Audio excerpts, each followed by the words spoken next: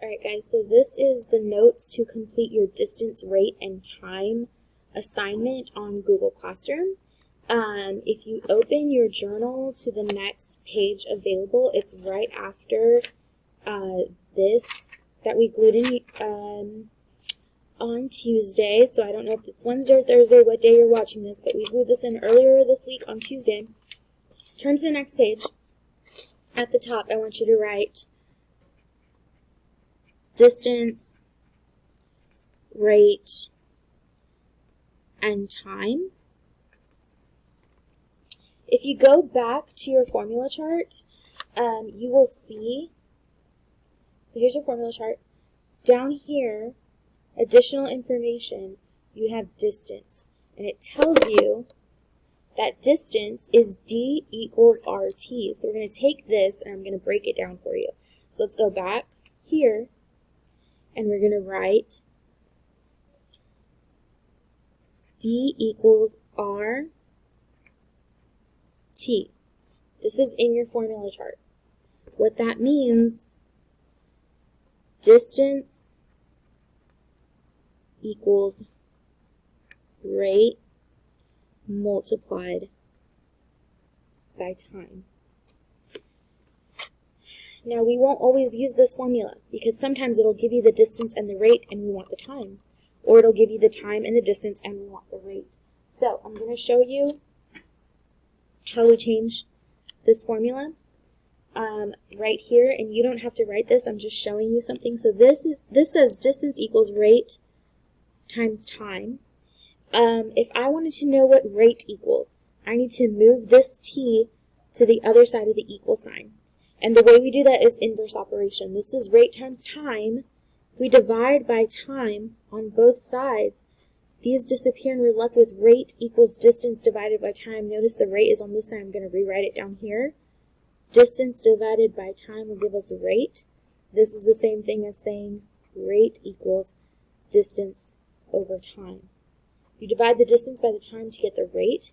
So I'm just going to rewrite this right here in my notes. So you didn't have to write this, but I want you to write this formula right here on your notes.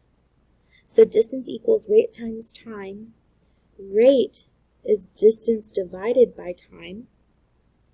And then now we want to know, if the question is asking us for time, how do we get that? Well, let's go back to our original formula. So ignore that. We have, it was D equals rate times time. And then now we want to know what what time equals. So we need to move rate to the other side. So now we do the same thing, inverse operation, divide by rate because we're multiplying here. Divide by rate on both sides, we're left with t. So that's t equals distance divided by rate. So over here, t equals distance divided by the rate. So distance is usually given in miles, but it can sometimes be feet, inches, etc.